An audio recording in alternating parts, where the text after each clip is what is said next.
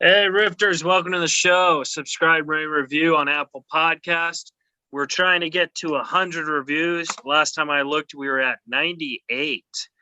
The trusty sidekick, Alan Lee, is here today. He's finishing his sandwich. Alan, how are you? How are you? Good. Excellent. We are doing this over the Zoom. Rifters. Also, follow us on social media at Reza Riffs. Tell a friend if you like the show. We have a great guest. You've seen him on Arliss, and you've seen him in Batman, and you've seen him in Good Morning Vietnam, The Bodyguard. The list just goes on and on. We have the great Robert Wuhl coming in. You're going to talk to us, and it's going to be fun, and it's going to be very exciting. Alan's excited. Alan's actually here for this one. He's excited. Batman's costume off. He took the Batman costume off. Well, guys, upcoming shows. I just have one Saturday, April 23rd at the Rec Room with Pablo Francisco. And then hopefully we'll try and get some more coming up. All right, guys, subscribe, rate, review, and enjoy this interview with Robert Wuhl. You ready, Alan? Oh, yeah. All right.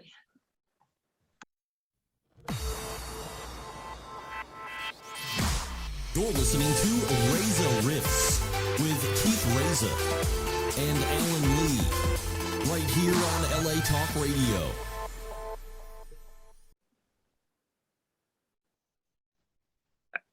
You ready, Alan? Yeah.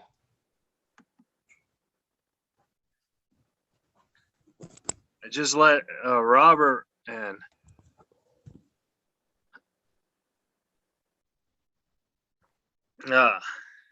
Hey, Robert, are you there?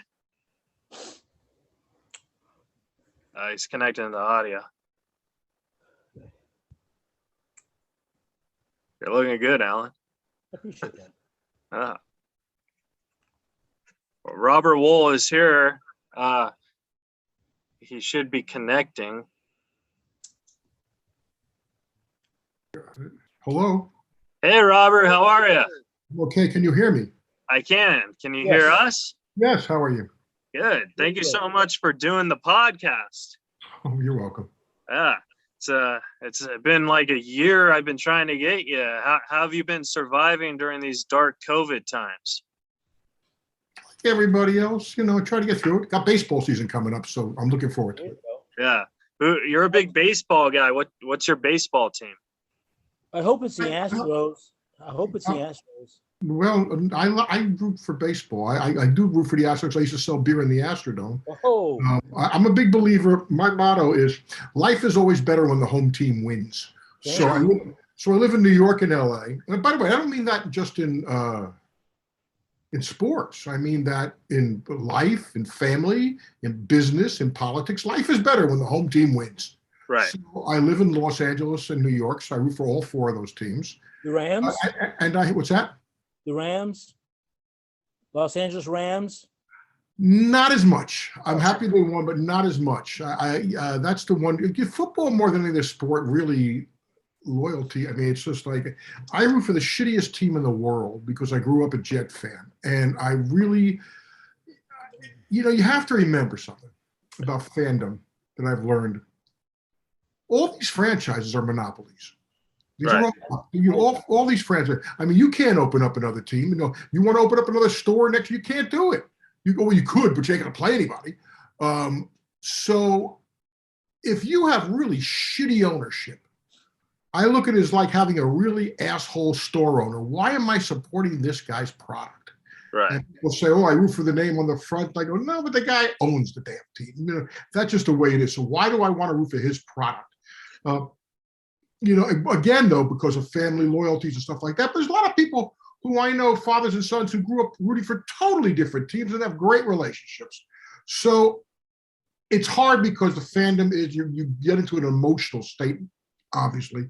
But if you have, it's not, and by the way, I'm not talking about a bad team. I'm talking about a competent, an organization. So I have, there's that part of the sports. So that's the other thing about it. I root for good organizations. I really root for an organization like the St. Louis Cardinals is a great organization. I like what San Francisco is doing. You got to like what the Dodgers are doing. Now with the Mets, I mean, there's Tampa Bay's organization is off the charts. Yeah. So I root for organizations in baseball. And of course, I have a lot of friends, and I want my friends to do well, especially in Seattle. I'm rooting for the Mariners a lot. Yeah. Now, being a sports fan your whole life, is that like what kind of like gave you the idea to write Arliss? It didn't give me the idea, but I never thought about it. When Mike Tolan approached me about doing with HBO about doing something like a Spinal Tap of sports, that's how the whole thing started. And I said, I thought about it. I go, and this is back in 94, 95, actually. So I said, I've seen this Spinal Tap of sports stuff. I've seen that on the Muppet Show and stuff. I said, but what I haven't seen is anybody do anything on a sports agent. Yeah. And it hadn't been done yet. And Mike Tolan, who was very, very hip to the idea. So I said, I'd like to do a mini series. That was how it was proposed, a 6-episode mini series through the tales of a self-serving, later became known as an ethically challenged sports agent. And that's how it started. That's how the whole thing started. And it evolved and it went to a series. So that's how it went from there. Now, because Arliss is like one of those shows where it started with the voiceover and then it told a story, but it wasn't what the voiceover said. You know what I mean? So I thought, that was kind of cool. Well, that was the whole idea. And it's amazing to talk about this now because that idea came to me, believe it or not, through The Art of the Deal, to Donald Trump's book. This is back in 94. Because I'm reading this book and I said, I don't believe a fucking word this guy's telling me. However, I'd like to see what really went on here. And that's how Arliss started. He would tell you these stories. And if you remember, it was a book. A book would spin out in the credits and it'd have Arliss, the art of the sports super agent. And I'd have a bat over my head. And that picture, everything was based on The Art of the Deal. And I totally forgot. By the way, I totally forgotten about that until about 3 years ago when I had to do music rights because I hadn't watched the show in about 20 years. And I had to do the music rights and clear them for HBO Max. And I said, oh my God, I forgot this was all based on, this was based on the bullshit that he was selling. So that's exactly what happened. You spoke, you talk, and then, and then you'd see something entirely different because it was his point of view. That's what, storytelling is, who's telling the story. By the way, this is something interesting. And as the show went on, we did much less of it, if any at all, of the voiceover, which is not unlike what Seinfeld did. If you remember the early episodes of Seinfeld, he's doing a stand-up routine, and then by halfway through, they didn't do it anymore. Yeah, I think because Jerry was running out of stand-up bits. I don't know if Jerry's ever run out of stand-up, but yeah, maybe you're right. But for the show, I'm not saying that. But also, another thing that's funny about stand-up is, I know you used to do stand-up because I saw you at the Laugh Factory about 4 or 5 years ago. And now, so then you started, to do acting, but you did stand up in the 80s too. So what was that like? Well, I had an acting background in college, but it was a writing background. My first jobs was writing for Stiller and Meara and Rodney Dangerfield. So I always wanted to break in as a storyteller and be on the other side of the camera. And I was using back at that time, guys like Woody Allen, Mel Brooks, Paul Mazursky. They all started as stand-up comics, and then they segued into filmmaking, which is what I wanted to do. So I wrote myself an act. So that's what my stand-up comedy was, and it went well. It went well. I hated dealing with drunks in the audience. I really did, and it wasn't my first love. Something was. I miss it at times. There's nothing like the interaction between when you're on stage and an audience. There's nothing like that. But in live audiences anyway, if it's doing a play, a show, there's nothing like that. But I wanted to tell bigger stories on bigger canvases, so that's what there is. Now, when you go in it, because it sounds like you use stand-up as a pull to go into the acting. Mm-hmm. So like how when you got like these works like Good Morning Vietnam and Batman, where a lot of people don't know this, but Robin Williams and Michael Keaton both did stand up. So like, what's it like working with a stand up on a film? You know? Well, I knew both of them. You Yeah. know, we didn't start together, but we merged together before Robin started. But I knew him from New York just before Mork and Mindy went on the air, and so I knew Robin. Michael, I also knew from the Comedy Store, less so, but you know, it was great. It was great. You know, by the way, those two guys are very special. I mean, Robin's very special type of stand-up. Michael is an actor who did stuff. Michael is, you know, there's nothing. Michael and Robin would be two totally different stand-up comics, as would I be. You know, anybody's different than Robin. So, but it was great. It was lovely. I've never met Michael Keaton, but Robin Williams, I used to see at the Comedy Store, and he was very, for a guy who was so energetic on stage and in the movies, he was very quiet. Depends when you caught him. Yeah, he could be very. I mean, he was not on all the time. Robin, if you caught him, you know, was not on all the time. Yeah. Everybody thinks, oh, he could go on like this, he could turn it on, but he was not. Now, also, I don't know what the years it caught him. At the end, he was not the same guy so much. Yeah. Because of health reasons and whatever. And then I wanted to ask you about your movie Mistress, where because I write scripts and stuff, and I guess I was just wondering, is that movie pretty accurate about how to get a movie made? First of all, thank you for bringing up Mistress. It's one of my favorite things I was fortunate to be a part of. Yeah, that was a project by Barry. What's Barry's last name? I'm drawing a blank. Barry Primus. And that was his story. That was his story. And he was De Niro's best friend, or is De Niro's best friend, and a great actor and a great acting teacher. I mean, boy, what an actor. Big actor, studio guy. And this was Tribeca's first film that's produced. So for Barry to cast me, and I had to get De Niro's okay, and being involved with the level of actors in that film, I smile every day when I think about it. I mean, you had Martin Landau and De Niro actually signed my Academy, you know, admission cards. They were my sponsors.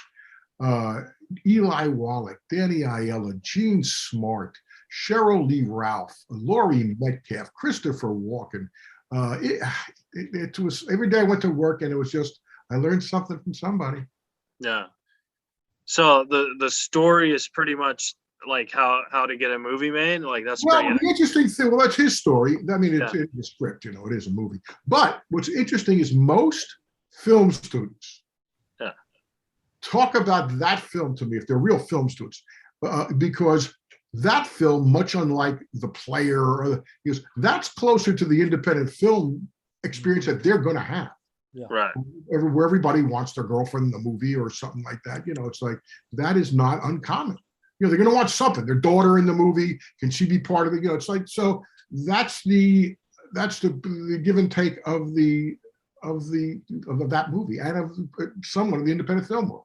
Yeah, I saw that because it was my professor played it, and he said like, this is a movie, you know. Really? Yeah, so I thought that was kind of cool. If you still keep in touch with him, tell him very much thank you from me. I'm very glad. And we actually played it like 3 weeks ago, and I was like, I'm about to interview him. Yeah, there's a lot to like in that movie. There's a lot to like. It's pretty good. I don't know if I introduced you to the trusty sidekick, Alan Lee, but Alan Lee, Robert Wuhl. Oh, yeah, glad to meet you, Robert. Hi, Alan. I was wondering when he was going to let you speak. Yeah, on a train here. They're afraid that I'll unleash brilliance upon this planet and upset the waves. Listen. Where are you guys from? Where is this from? I'm in Huntington Beach, California. Okay. And LAX, the airport here in beautiful Inglewood. Okay, so you're both California kids. The new stadium, and right. It's amazing what this area is like now. It's going to be amazing. So I'm here in Inglewood, and sometimes we do this in the Valley, but this is a Zoom thing. You know, I wanted to ask you something, Robert, that, you know, I read that I grew up in Houston. And then I realized that you said, you obviously you graduated University of Houston, which I Didn't did. graduate. I didn't graduate. I am a distinguished alumni. I got an award, but I didn't graduate. Oh, really? Yeah, but I'm a distinguished alumni. They gave me Oh, the medal, cool. the whole thing. But you lived in Houston for a period, right? I think it's Oh, back. oh. I think it's back here somewhere. Oh well, never mind. Well, the basketball heritage is really great about UH. Their basketball stars. Yes, yes. But did you live in Houston for a period of time? Yeah. Yeah. I was there for 7 years. Oh, I'll bet this will ring a bell to you. It was a place that you could eat. Well, I guess it was not toward Montrose, toward River Oaks, and it was called the Hobbit Hole. The Hobbit Hole, and they had these avocado sandwiches. It's one of the first health food. Yeah, Montrose. Yeah, right. Yeah, they don't had all the health. Yeah, Yeah, that was the whole thing. I grew up there, and I graduated Yeah. University of Houston, and I was a Delta Sig. So I remember you were Upsilon. No, don't buy any of that shit. Don't buy it. Oh, I bought it all. I bought it all. No, I was I first came down from New Jersey and I pledged a fraternity, and I realized about halfway through the pledge thing, they paid this money, that I didn't want to be any part of this club here. So, but I got through it because I didn't want to quit. Yeah. And I got initiated and never spent from that day, never spent 1 foot with the fraternity. But, because of whatever happened, celebrity, minors, they claim me as one of their own, so that's fine. Oh, well, that's nice. I like that. Wow. It's another layer. But, working with Keaton on Batman, changing gears a little bit. How did you find that the way they presented those characters without, it's different now, but it's amazing that was a seed. That Batman that you were a part of with Keaton was actually what seeded this. If you look back on it, you know what I'm saying? Like a garden, they threw the superhero seed out there, and it just exploded. I never thought I'd see people like this in comic books. What's next? Congo Bill. Congo Bill used to turn into an ape. It was one of my favorites. I think Alan's trying to say is like Batman was one of the biggest superhero movies to start the superhero trend. He understands English. Yeah, I was just waiting for a question. I'm sorry. I'm sorry. You are 1,000% correct. In fact, every Marvel DC superhero movie should pay a royalty for every ticket to Tim Burton. Interesting. Without Tim Burton, none of this happens. The background on Batman, you got, sometimes you make right decisions and sometimes you make wrong ones. It happens a lot. That's right. When you see a movie like Bonfire of the Vanities, every decision, everyone, starting with even buying the book, is a bad, wrong decision. Sure. On the other hand, with Batman, they started with hiring the right director. They hired the right person, Tim Burton, who at that point he had been an animator, he had done Frankenweenie, and he had done Pee-wee's Big Adventure, and he had done Beetlejuice with Michael Keaton. That's all he'd done. But they had both done well for Warner Brothers. So when Peter Guber and John Peters gave it to him, by the way, they didn't expect it to be as dark. Tim was the leading thing. Tim knew he was going on. They trusted Tim. But to give you an idea of what they were thinking, I once asked John Peters, I don't know if it was Guber or Peters, I asked him, if Michael Keaton hadn't been the choice, who were you thinking of? And their answer was either Chevy Chase or Bill Murray. Wow. So What? This is where their heads were, okay? Wow. I want you to, this is where their heads were. And in fact, after the first 2 Batmans were Batman Returns, where they were afraid it got too dark, and that's when they brought in Joel Schumacher to get back to the Batman TV series, which I abhorred. And I have a theory about I'm going to forget the Dark Knight incarnation, the Christopher Nolan stuff. Right. But the first incarnation, what were there? 5 movies? 5 movies? Yeah, there's 4. 4? Okay. Yeah. There's Batman Returns Forever and Batman Robin. Okay. That's right. This is my feeling. If you tie them all together, like the Godfather trilogy, it's like if you put them all together, it gets worse by the hour. It gets worse and worse by the hour. The first hour of the first Batman is unbelievably good. Yeah. The second hour is pretty damn good. Then comes Batman Returns, and that starts out pretty good. And the last hour is okay. Then the next Batman, it's like, oh, what is this? And then, oh, this sucks. Then it gets to, what the fuck did you do? And the last one is, get me the fuck out of here. I agree. Yeah. The one that people say is the most accurate Batman series and it's well done is the Batman the Animated, the first one. Yeah, I also have to add you something here. I'm not a sci-fi fan. Oh, I've never seen one episode. I got to. I would rather have a fantasy and sci-fi, with rare exceptions. Right. With rare exceptions, I would rather have. I've never seen Avatar. I've seen like 2 Star Wars. I would rather have a root canal than sit through another Lord of the Rings. Oh, definitely. I mean, I've never seen. Have I seen any Marvel movies? I think I saw the Iron Man because I'm friendly with Jon Favreau. oh, Yeah. But when I get on these shows and I start talking Batman and sci-fi stuff, it's like it's not my fault. I'm not. That's just not for me, you know. So not even Harry Potter? I'm just joking. Saw the first one, Okay. just the first one. It's the first one.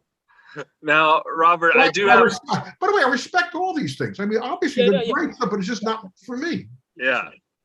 Now, Robert, I did actually have one last Batman question because Batman's one of my favorite films. Me too. I heard that in the original script, your character was supposed to die, but they liked your performance so well that they chose not to. And I was wondering if that's true, and if so, was there a chance of you coming back for a sequel? Okay, well, yes, in the early drafts, yeah, I did die. The Alexander Knox did die, but it wasn't because of my performance. By the time we got to shooting, he was living. Yeah. I think. Yeah, I think so. Yeah, I think so. Which didn't do me any good because I wasn't in any of the sequels. So I was I would always joke about Batman 2, you know, the annuity, you know, so it never happened. So. Cool. Well, at least that's cool that, you know, they didn't kill you, because there's always be hope for, you know, Batman 40 years later, right? Hope so, sure. All right. Cool. I did do a quick thing for, what was it called? Crisis on Infinite Earth or something like that.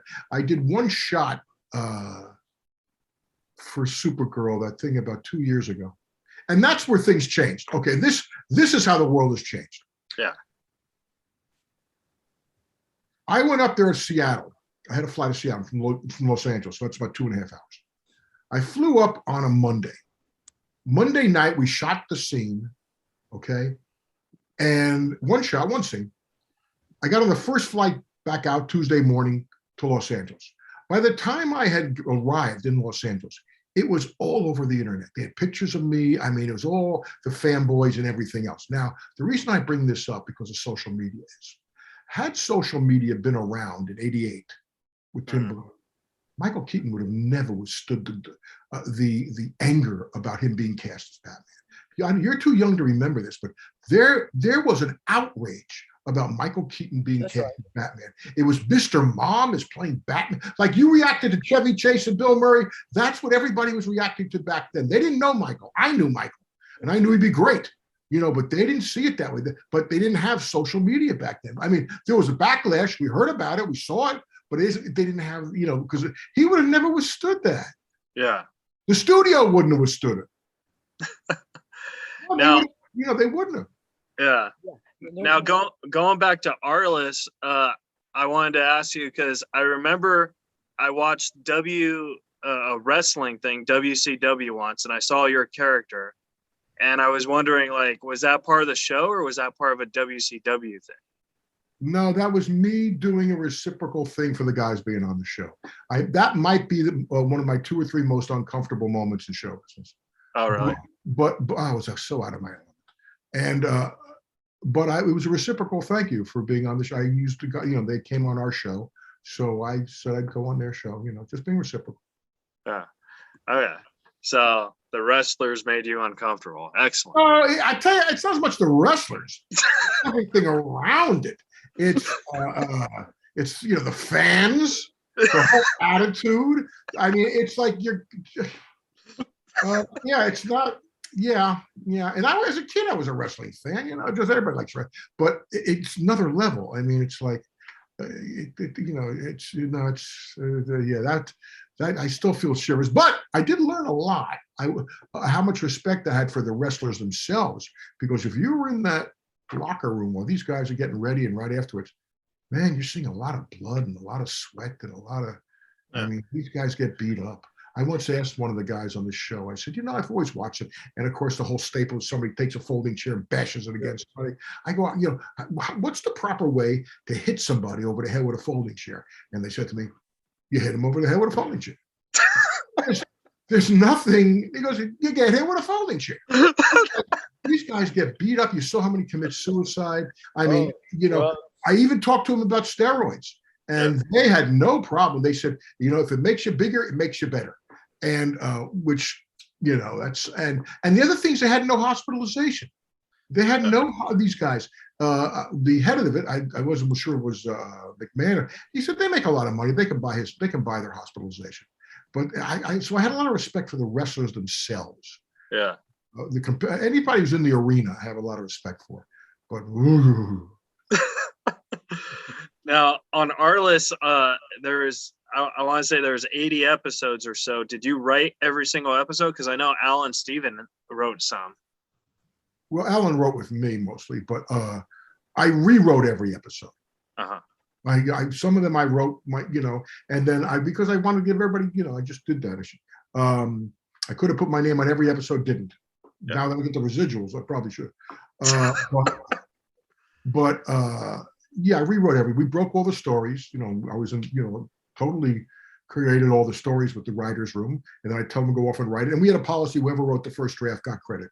It just eliminated all Writers Guild bullshit and everything. And so, any kind of legal thing. You write the first draft, you got the credit. And there are shows that the person who got credit doesn't have one word in the show. Absolutely. Not one word.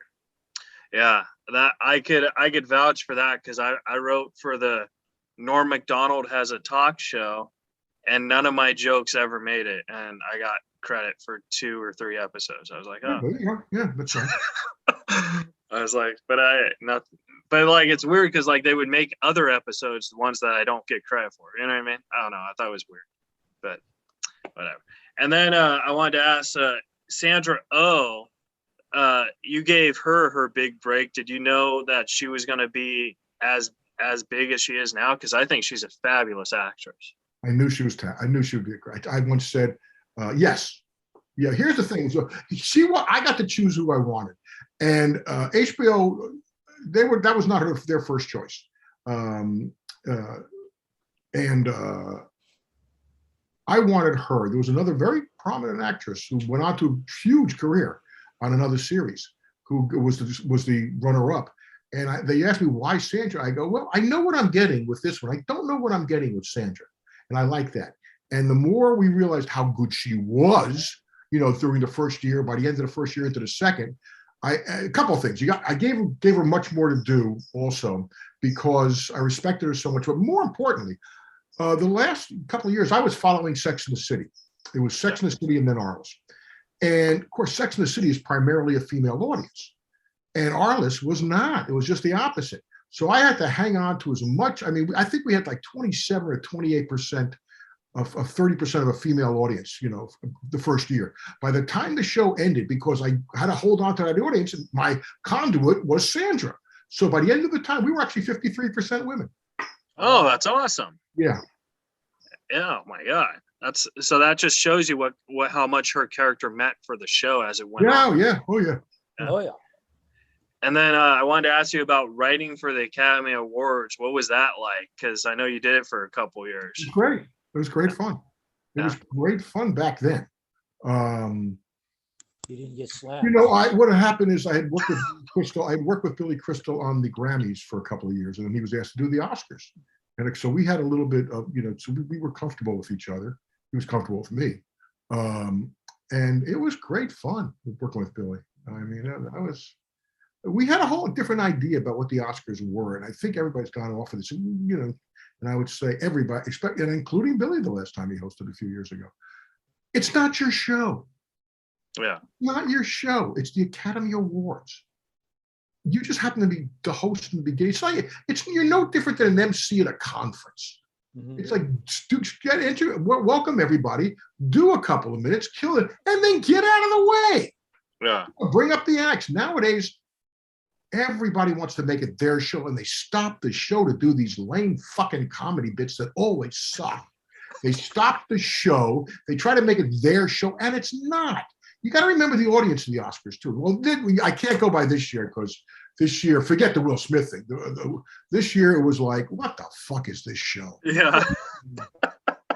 And maybe it's because I'm from a different generation, quite possible. But it was like, we're welcome. It was like, I should play the room. Don't worry about what's going on. We always felt we were let the audience sneak into our party. But don't be so hip, because the audience is not that hip. Oh no, definitely not. Because it probably takes them like two hours to get in because of the red carpet, right? Okay, that's part of it. You're onto something here. Okay. You got to remember. Okay, to get to the Oscars before the show starts, like you said, to get through the red carpet. I'm not talking about celebrities here. I'm talking about 90% of the audience, the crew people and the family. It takes them 2 hours to get in there. And that's by the time they get there. Mm-hmm. You got to remember, they've already spent all this money on hair and makeup. They've already got a limo. They've had to buy a gown. I mean, the one woman years ago who's won for best documentary said, my gown the budget for my gown was more than it was for my movie. And so it's a good 4 hours. You got to figure 2 hours getting dressed, makeup, getting there, and everything. You're a good at least 3 to 4 hours, before that show starts. And you got to be in your seat an hour beforehand. So those people have not eaten. Most of them haven't peed. So they're there for 3 or 4 hours sitting there. Also, when the show starts, everybody's in a good mood. That's why you do your stuff up front. Because with every category that goes by, 80% of the people in that category have lost, and now they're pissed off, and now they're still sitting there, they're still hungry, and they still got to pee. Okay, right. So the longer the show goes on, the audience isn't that, it's not that with you to do comedy bits. Yeah. So, just get the show, get to the next award. And if you have a quick clip, but don't, it's like, who was great was Amy Schumer after the Will Smith thing, did something happen? I mean, she was great. I thought her monologue was pretty damn good. A lot of good jokes too. But most of the time but the show is just so awful. And then speaking of the Oscars, you played yourself hosting the Oscars in The Bodyguard. Yeah, that was Kevin Costner's idea. Oh, really? So so he just called you up and said, hey, you want to host the fake Oscars? Yes, exactly. Oh, nice. Yeah. My friend Mike Starr was in that. So that's right, he was. Yeah. He played the bodyguard, or one of the bodyguards who gets beat up or something. Yeah, I remember. Yeah, I know. So that's cool. So Kevin Costner is the one who got you that. So you had a good working relationship with him when you did. Well, we had done Bull Durham together. So I was part of Bull Durham, and then Kevin I don't remember, he had 3 movies lined up. One was a movie with Anthony Quinn that he did in Mexico. I forgot what it was called. That wasn't very good. Then he had Dances with Wolves, and the other, then The Bodyguard. So he, it was a one-day shoot, and I was very fortunate. Now, have you ever been offered roles that you turned down, and then after you see it, you think, oh, maybe I shouldn't have rejected that? Or it doesn't happen after I see it. It happens. It never. It didn't happen too often, but it did happen. And the mistake I made was not just saying yes. Just grab them, take the money, build up it's like, I went to college with Dennis Quaid. And I once asked Dennis, we were both in London. I was shooting Batman. He was shooting Great Balls of Fire. And this movie came on. There was really a bad script, I thought. But I said, should I do this shitty movie? And he says, yeah. He goes, I've done 5 shitty movies. I wish I'd done 5 more. And because, at the end of the day, bad movies really go away. And the other thing is somebody somewhere is going to like it.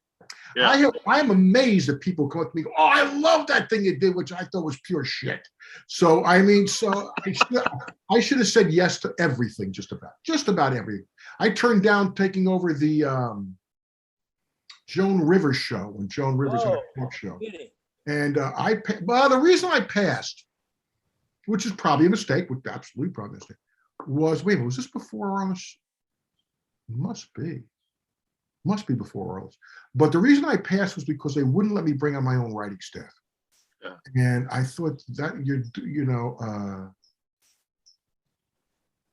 I thought that was a recipe for disaster. Oh, I agree. I don't know that. Maybe they would have let me bring on one or two, but I thought that was a recipe for, I mean, I still should have taken it, probably. Yeah. But no, I agree with that because, like, I think we all have dreams. Like me and Alan have dreams of having our own sitcom, but like having people write for us who we know our humor. You know what I mean? So if someone offered me something and I couldn't bring, I would probably say no too. Yeah, but like looking back, I probably should have done it. Yeah, that's a fair question. Alan, you got any last second questions for the great Robert Wuhl? No, I know that he knows all the New York styles of acting, and he was talked about Martin Landau, and I studied with Stella Adler when she was out here. Let me ask you a question. Do you deliberately have your face in the shadow? I mean, just no, right the spotlight. I mean, it's just like, are you doing like podcast noir? Suddenly I'm watching a Fritz Lang podcast or something. Let me get ready for my close-up from Sunset Boulevard. No, you know what? I've got a spotlight here, and this lamp is just, I don't know, unless I hold. When you put your hands up, you block the shadows. Yeah, and then it's over. Yeah, listen, I'm an actor. It's the strangest thing for an actor to do something like that, and I apologize to the acting ghosts and spirits. So you understand that the whole essence. Move your hands down. This is a Tim Burton segment, which is funny. Look at the skull over on the see that corner there. That's probably, I didn't want you to see that. People start thinking Satan is. Wait a minute, is that the Donald Trump book right behind you? Isn't it? Oh, that's right. That's the book. That's the book. That's the book. Wait a minute. Did you just put that there? Yeah. Okay. I didn't say so. After I talked about it, you put it there. Good for you. No. It was there. It was there. Kidding. I didn't want to bring it up. Well, you were telling that story. You rushed to Barnes and Noble. You have that book front and center. I understand you're having it on your library, but front and center. There isn't a fucking word of truth in that book. It was an old line. I sleep with it. It's a Bible. There was an old line. I forgot who it was. I think it was Mary McCarthy said about Lillian Hellman's writing, the great Lillian Hellman. Well, and she goes, there isn't a word of truth in anything she writes, and that includes the ands and the buts. Oh, that's the same as that. Oh. But that's Arliss. That's right there. That was Arliss. Yeah. There you go. Last question about Arliss. Was it hard getting the athletes, or did you know a lot of them? Mike Tolan had relationships. I had relationships. The first year, it was people had to take a leap of faith. After that, it was really easy. It's like Glenn Fry used to say, being an athlete on your show is like being a band on Saturday Night Live. Yeah. So no. The only ones we couldn't get, most of the time, was because of schedules. The only ones we didn't get were Ali for health reasons. Michael Jordan, we stole a shot of him for the opening, and the one I wanted was Martina Navratilova, but she lived in Switzerland. She lived in Switzerland, though. That'd be cool. Now, if Arliss was pretty much everybody else. If Arliss was around like right now in 2022, who would be some athletes you would try and get? We never thought of it that way. I never thought of it that way. Because it was never written for any act, with rare exceptions. Roger Clemens was a friend, so I knew I could write something for Roger, and he would do it for me. I could be more specific. We never wrote for anybody specific. We'd always have an athlete TBD because they were window dressing. They never carried plot. They were totally with very few exceptions. You know, it was like, no, to me, after a while, to me, if they weren't part of the plot, they were part of the problem. Because you had remember when an athlete came over, you had a couple of hours with him, and that's it. So you had to break out a scene. Sometimes you had to break, which took an hour or two, and then you had to redo that. So it was a pain in the ass. So, but, you know, it was great texture, and they were terrific. And I loved, you know, they were all really great. I mean, with minor exceptions, they were all great. And had a great time with them. And don't ask them to do something they're not capable of doing. That's stupid. Yeah. You know, it's like put them. And the other thing about athletes is most good athletes are coachable, which means every rep they do, they get a little better. They get a little looser with the reps. So every take they did, they got a little bit better. They got a little bit more comfortable. So that I had it was a lot of fun. Oh, that's awesome. And then my last question is back to your stand-up comedy days where you worked with Rodney. Like, what was that like? And did he give you any good advice as a comedian and stuff? There's an old line. Tennyson said Rodney said to him. I think it's before then though. When you guys know Los Angeles, right? You know. Yeah. The city of angels. Very much so. Well, when the great line was when a young comic, it's supposed to be Sam, but I don't know if it's true, asked Rodney, "Hey, I'm a new comic in Hollywood. You know, what one piece of advice could you give me?" And he'd say, "Take Fountain Avenue." And if you know Hollywood, that's a great piece of advice. Don't get on Sunset. Don't get on Saturday. Take Fountain. That's the great advice. That's actually Alan. Whenever I go with Alan to shows and stuff, we always actually do take Fountain. That's right. That's the great piece of advice. Rodney was special. Rodney was, he's my first guy, and he was a big partier, and I love being with Rodney. And he was special. He was, he's a great comic artist. I mean, those one-liners are perfect, beginning, middles, and ends, and very difficult, and great jokes, just great jokes. And he was, he was a real pro. I mean, Rodney was great. Rodney was great. I do have one last question, if I can. Okay. Is there any desire for you to go back in a stand-up? Because like I said, I saw you do one appearance, and I don't know if maybe you're just promoting something, but like I'm talking like going on the road again and going back to. Well, I hate being. I see. There's the problem. It's on the road and drunks in the audience. That's what. Now, if I was in a theater, now here's what I would do. When I did two specials for HBO, which were called "Assume the Position," which were these history monologues that I did at NYU. They're comic, and that was great fun. I love doing that. And they got in the Writers Guild nominations for the year, and we toured with that for a while. And I love doing that, so I would do that more. Just to go on and do stand-up, and basically it's a stand-up monologue anyway. I'm not, because you really got to take a long time to build a really, at least my standards, a great act. I mean, and you got to perform every night, and also the audience is so different.